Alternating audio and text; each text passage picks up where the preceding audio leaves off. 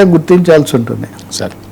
సరే హోంమంత్రిగా పవన్ రఘురామ్ మాటలు వెనుక పవన్ కళ్యాణ్ హోంశాఖ వీటికి సంబంధించినది ఎప్పుడు ఏపీలో పెద్ద చర్చగానే ఉంటుంది కదా. దానికి తగినట్టు ఆయన పీఠాపురంలో మొదటిసారి నేను హోంమంత్రిని కాదు కదా, నన్ను అడుగుతారు ఏంటి అని అనడము. ఆ తర్వాత తిరుపతిలో పరిణామాలు జరిగినప్పుడు అక్కడికి వెళ్ళి చాలా ఆవేశంతో పాల్గొని శాంతి భద్రతలు వీటన్నిటికీ ఏం చేస్తున్నారని హోంశాఖ మీద ఆయన 2-3 సార్లు అసంతృప్తి వెలిబుచ్చారు.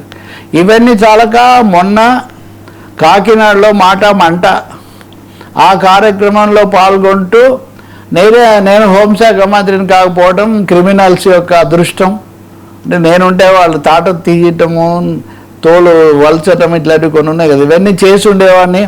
ఈ పద్ధతిలో ఆయన ఏదో మాట్లాడారు.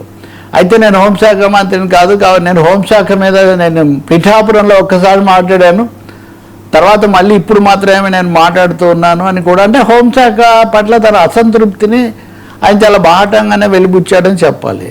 అదే నేను కూడా అన్నాను మీతో, పోనీ ఆ హోంశాఖ అయినా మీరు పట్టుబట్టి కూటమిలో తీసుకొని ఉండాల్సింది, కానీ ఒక మంత్రి ఉన్నప్పుడు ఆ హోంశాఖ మంత్రికి లేకపోతే అక్కడ మాజీ మంత్రులకు ఏదో రాజకీయమైన వివాదాలు నడుస్తుంటే అక్కడేమో ఖండించి మళ్ళీ ఇక్కడికి వచ్చి నేను కాదు కాబట్టి ఇలా ఉంది అని హోంశాఖను అంటాం. ఒక కలెక్టివ్ రెస్పాన్సిబిలిటీ ఉంటుంది కదా. ఇటువంటివన్నీ మనం మాట్లాడాం. ఆ తర్వాత మళ్ళీ హోంశాఖ ప్రస్తావన తేలేదు. కానీ చాలా హఠాత్తుగా రఘురామకృష్ణరాజు ఉపసభాపతి డిప్యూటీ స్పీకర్ ఆయన మొన్న ఒక ఇది ఇస్తూ పవన్ కళ్యాణ్ హోంమంత్రి అయితే కానీ ఇట్లాంటివన్నీ పరిష్కారం కావు, ఈ పద్ధతిలో వీళ్ళని అదుపు చేయడం సాధ్యం కాదు, అది ఆలయాలకు సంబంధించిన అంశాలు చర్చికి సంబంధించినవి ఇవన్నీ ఆకివిడి వివాదాలకు వైపు నడుస్తున్నాయి.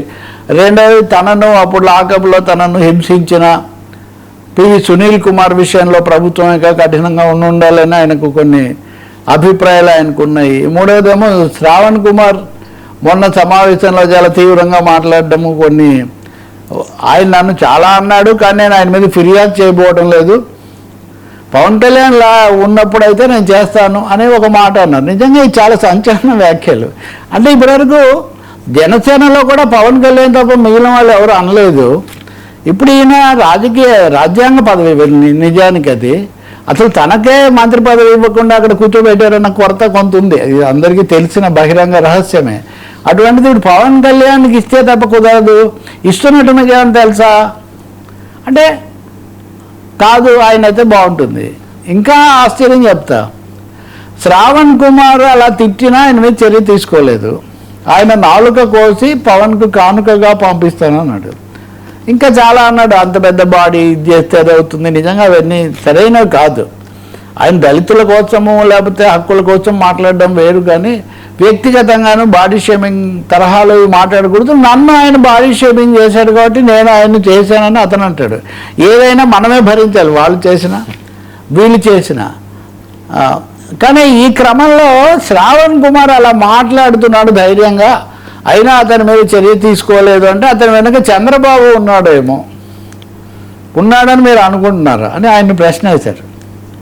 ఇది నిజంగా చాలా మామూలుగా మీడియా కనుక హైప్ చేయి ఇవ్వదలుచుకుంటే చాలా సంచలనాత్మకమైన విషయం. గతంలో జగన్మోహన్ రెడ్డి మీద ఆ ప్రభుత్వంలో ఉన్న విమర్శలు అవన్నీ చేశారు. ఇప్పుడు ఈ ప్రభుత్వంలో కూడా అసంతృప్తి అనేది చాలా గట్టిగానే ఉందనే ఒకటి తెలుస్తుంది. రెండవది ఆయన చేసే పనులు అధికారికమో అనధికారికమో తెలియడం లేదు, ఆకివీడు లాంటివి లేకపోతే చర్చీల మీద చర్యలు లాంటివి. ఇప్పుడు మూడోది ఆయన చెప్తున్నారు, హోంశాఖ గురించి మాట్లాడుతున్నారు. నాలుగోది ఇది చంద్రబాబు చేశారో చేసి ఉండకూడదని మటుకు నేను అనుకుంటున్నాను. చేయించారో లేదో నేను చెప్పట్లేదు, చేయించకూడదని మటుకు నేను అనుకుంటున్నాను. ఇలాంటివి ఏమి చేయకపోతే సందేహాలు పెరుగుతాయని మటుకు నేను అనుకుంటున్నాను. కాబట్టి చాలా స్పష్టంగా రాజకీయ భాషణమే ఆయన చేస్తున్నాడు. అంటే కొన్ని సందేహాలకు దారితీస్తుంది అని. అంటే మీకు వాళ్ళ మీద సందేహం కలిగితే మీరు హోంశాఖ మంత్రి ఈయన అయితే బాగుండని అంటాం, వాళ్ళకు కూడా సందేహాలు కలిగిస్తుంది కదా, మీరు హోంశాఖకు టెండర్ పెడుతున్నారని. కాబట్టి చాలా ఒక ప్రభుత్వంలో పవన్ కళ్యాణ్ ఉప ముఖ్యమంత్రిగా సమిష్టి విధానం అనేది ఒకటి ఉండాలి అన్నట్టయితే ఈయన మంత్రివర్గంలో లేరు కానీ పాలకూటమిలో ఉన్నారు. మరి ఈయన కూడా వ్యక్తిగతంగా ఇవన్నీ మాట్లాడుతున్నారు. దీనికి మరి రేపు ఏం జరుగుతుందో, ముఖ్యమంత్రి వీటి మీద స్పందిస్తారో లేదో, స్వయంగా ముఖ్యమంత్రి అంటున్నారు. ఇంకా చంద్రబాబు చెప్పించారు, ఆయన పెద్ద మనిషి ఇట్లా జోలికి పోరని అంటాం కాదు, చెప్పించి ఆయన ఒక స్టైల్ ఉంది కదా టిపికల్, చెప్పించి ఉండకూడదని నేను అనుకుంటాను, చెప్పించడం జరగకూడదని నేను కోరుకుంటాను, చెప్పించరు అని ఆ పద్ధతిలో చెప్పట్లేదు. ఇక్కడ ఇంకో మాట కూడా చెప్పాలి వర్మ, వ్యక్తిగతంగా నేను నా సొంత దాంట్లో నా ఛానల్లో నేను చెప్పే కానీ నిన్న కందుల దుర్గేష్ వాస్తవంగా ఇవన్నీ వదిలిపెట్టి మంత్రి నా గురించి మాట్లాడారు. నేను మొన్న ఒక మాట అన్నాను, మీతో రాజమండ్రి సభ అప్పటి నుంచి వివిధ దశల్లో మాట్లాడుతున్నది చెప్పే కదా. ఆయన ఏమన్నా నేను లింగమనేని బాలినేని పవన్ కళ్యాణ్ సోషల్ ఇంజనీరింగ్ చేస్తున్నారా? సోషల్ ఇంజనీరింగ్ అంటే ఆయన చెప్తున్నారు కదా, ఒకరికే మనం పరిమితం కదా, అందరినీ కలుపుకొని పోవాలి. సోషల్ ఇంజనీరింగ్ అంటే అదే కదా, సోషల్ ఇంజనీరింగ్ అంటారు. ఆయన మేధావి, ఆయన బాగా తెలిసిన వాడు, అది ఇదని మేము భావిస్తున్నాము, కానీ ఆయనకి ఏదో రాజకీయ జబ్బు పట్టుకుంది, అందుకని ఇటువంటివి అంటున్నారని ఆయన మాట్లాడారు. కందులు దుర్గేష్ చాలా స్థిమితంగా మర్యాదగా మాట్లాడతారు, నాకు ఆయనతో ఏం పేచీ లేదు. ఆయన ఆ విమర్శలో కూడా మేధావి అన్న నేను అంతగా మీతోనే చాలాసార్లు అంటాను, నేను మేధావిని విశ్లేషకుని కాదబ్బా, ఓ సీనియర్ సంపాదకుడు జర్నలిస్ట్ అని అదే కదా మీకు చాలాసార్లు చెప్పాను నేను ఇది. కానీ ఇక్కడ నా పాయింట్ ఏమంటే సోషల్ ఇంజనీరింగ్ అనేది ఏమన్నా తిట్టా,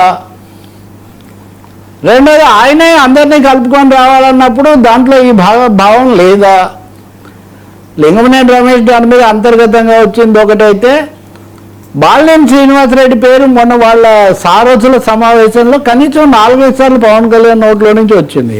నేను అదైతే బాలినేని ఎందుకు వస్తాడని కూడా ఆయన అన్నారు. సోషల్ ఇంజనీరింగ్ అనేది బీజేపీ ఆర్ఎస్ఎస్ కనిపెట్టాయని, నరేంద్ర మోదీ దాంట్లో చాలా నిపుణుడు నిష్ణాతుడు అని ఇవన్నీ ఉన్నాయి కదా, వీళ్ళు చాలా గౌరవించే వాళ్ళే కదా. నేను హెడ్డింగ్ పెట్టేటప్పుడు పవన్ ఇంజనీరింగ్ అంటే సోషల్ అంటే మాటలు అక్షరాలు తగ్గిస్తాం కదా మనం, ఇంజనీరింగ్ అంటే అర్థమవుతుందని. దాంట్లో అభ్యంతరం ఏంటో తెలియదు. నిజంగా నేను అందులో అభ్యంతరం చెప్పింది దేనికంటే, సాయి కృష్ణ నేర నేపథ్యం గురించి చెప్తున్నారు కానీ పోలీసు అధికారులు లాకప్లో మరణానికి కారకులు కావడం ఇంకా కదా, ఇతని నేపథ్యం, ఇతను మామూలు మనిషి, అతను వాళ్ళు పోలీస్ శాఖలో ఉన్నతోద్యోగ అధికారిగా ఉన్న వ్యక్తి చేస్తే తప్పు కదా అని దానికి అభ్యంతరం తీసుకోవట్లా. లేదా అయోధ్యలో మీరు ఇతర ఆలయాల్లో జరిగితే తప్పు పడ్డారో, అయోధ్యలో జరిగితే స్పందించడం లేదని నేను అడిగాను, వాటి గురించి మాట్లాడలా. కాబట్టి సోషల్ ఇంజనీరింగ్ తప్పని జనసేన భావిస్తుందా?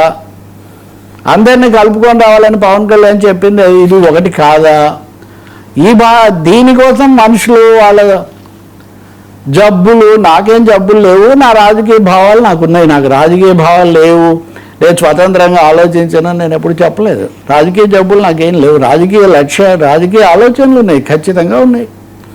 అందువల్ల చెప్పింది బాగానే చెప్పారు ఆయన, కాబట్టి నేను కూడా గౌరవంగానే చెప్తున్నాను. సోషల్ ఇంజనీరింగ్ చెయ్యలేదా? చేశారా? చేస్తామని చెప్పారు కదా. సోషల్ ఇంజనీరింగ్ గురించి ఇంకో మాట కూడా చెప్పాలి. ఈ పదం కనిపెట్టిందే బీజేపీ. సోషల్ జస్టిస్ అనే పదం ఉంది అంతకుముందు, సామాజిక న్యాయం. ఈ సోషల్ జస్టిస్ అనే పదానికి ప్రత్యామ్నాయంగా వాళ్ళు సోషల్ ఇంజనీరింగ్ అని తీసుకొచ్చారు. ఇది గోవిందాచార్య బీజేపీలో ముఖ్య నాయకుడిగా ఉన్నప్పుడు జరిగిన ఒక పరిణామం. ఇది మొదట ఆయన వాడేవాడు వాజ్పేయి ఉన్నప్పుడు. కాబట్టి ఏదో ఉరిమురిమి పెన్నం మీద పడినట్టుగా మధ్యలో అక్కడ జరిగిందని చెప్పినందుకు